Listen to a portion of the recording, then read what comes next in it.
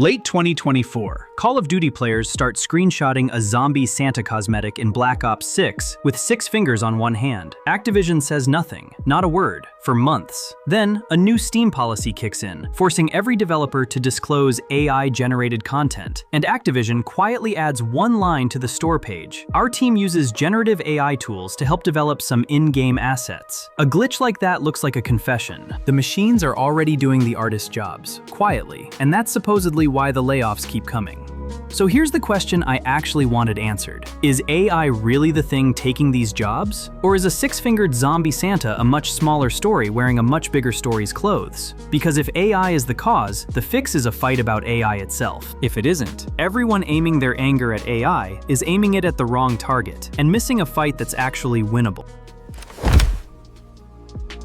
On its face, the scale looks damning. Omdia's 2026 State of the Game Industry report, built from a survey of more than 2,300 developers, found 1 in 3 American game workers laid off in the past 2 years. More than half now say generative AI is actively hurting the industry, up from under 1 in 5 just 2 years earlier. That's a fast, ugly swing, and it's exactly the kind of number that makes a six-fingered zombie feel like Exhibit A. So I went looking for the receipts behind the "AI took my job" headlines, instead of nodding along the way I usually do. I've spent enough weekends buried in spreadsheets to know a paperwork trail when I see one. I pulled the actual crowdsourced Layoff Tracker Games journalist's site and started reading company statements one at a time, expecting to find AI tools named somewhere in the paperwork. That's not what's there. The industry has shed something like 40 to 45,000 jobs since 2022, per that same tracker. And company after company gives the exact same explanation for those cuts: business realities, changing needs, targeted restructuring, enhanced efficiency. Read enough of these press releases in a row, and they start to sound like they were all written by the same PR consultant on the same Tuesday.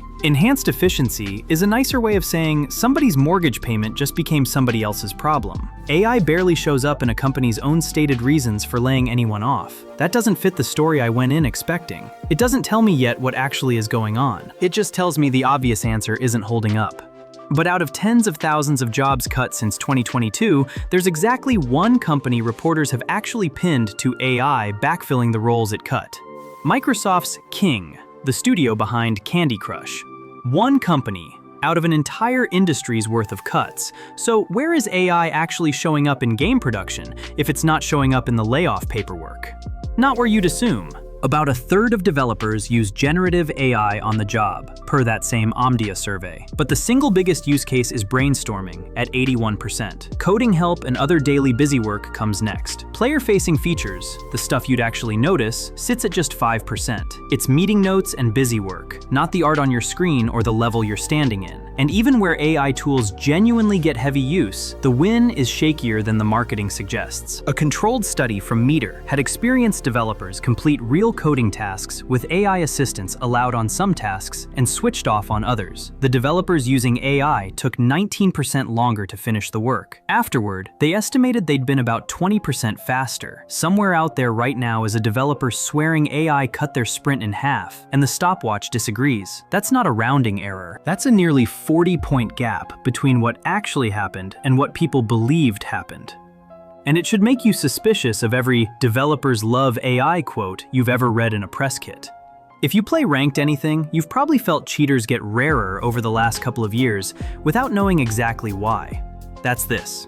I went looking for the one place AI is unambiguously working at scale in games. And it isn't art, it's anti-cheat. Riot's Vanguard system combines software that watches your computer at a deep level with server-side machine learning that flags cheaters in real time. It's banned over 175,000 League of Legends accounts and pushed the ranked scripting rate below 1% for the first time in nearly 4 years. Valorant's global ranked cheating rate sits under 1% too. And Vanguard's bans are accurate enough that fewer than 1 in 10,000 is a false positive. Almost nobody is angry about Vanguard, and that's the interesting part. It targets cheaters, not creative labor, and that distinction is the crack that opens up what the actual backlash is about. So, if it's not really about jobs lost to AI, what workers and players are actually fighting over is who gets to touch the creative, visible parts of a game. The art, the voices, the writing. Which means the real cost lands on the specific people doing that work. The artists, writers, and voice performers whose livelihoods are on the line, not the industry broadly. Which means the fight worth watching isn't, will AI take the jobs? It's who controls what AI is allowed to touch.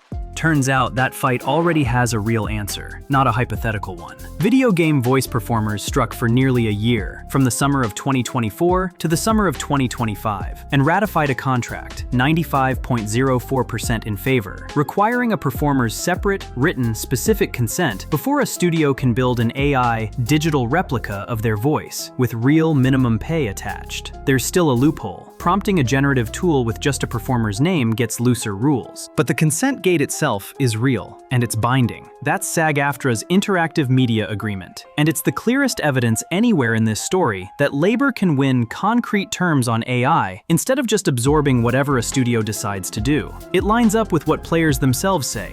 Quantic Foundry's survey found 85% of gamers negative on generative AI in games overall, with opposition sharpest specifically for art, dialogue, and narrative, the visible creative stuff, and softest for invisible back-end uses like difficulty tuning. Same shape as the labor fight, same dividing line. The objection was never, AI exists. It's what is it touching? Even the recurring Call of Duty controversy fits this pattern. Black Ops 7 shipped in November 2025 with more AI-styled cosmetic art, and the backlash landed in exactly the same place it landed the first time, on the visible art, not on whatever invisible tooling ships quietly underneath it.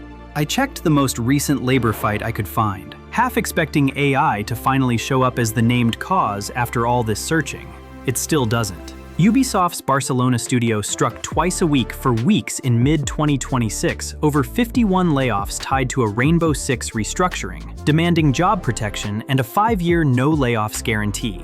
The reporting on it, the company's framing, the union's framing, never names AI. Even now, in a live 2026 labor dispute, workers striking over cut jobs are pointing at the same restructuring story as every year before it. AI isn't the demonstrated cause of the layoffs. It is the cause of a narrower, sharper fight over creative control. And that fight already has a working template: collective bargaining, not blanket panic. Worth noting, 82% of US game workers already say they support unionizing, which is exactly the kind of leverage that turned into SAG-AFTRA's contract in the first place. So, stop scanning every layoff headline for an AI fingerprint that mostly isn't there. Start noticing where a studio is actually using AI, because the location tells you more than the technology itself does. Google Cloud's own research puts AI workflow adoption at 90% of developers, which sounds enormous until you notice that number folds in everything from autocomplete to localization, the invisible stuff nobody protests. Compare that to NVIDIA's ACE platform, which Ubisoft, Tencent, and other studios have used since 2024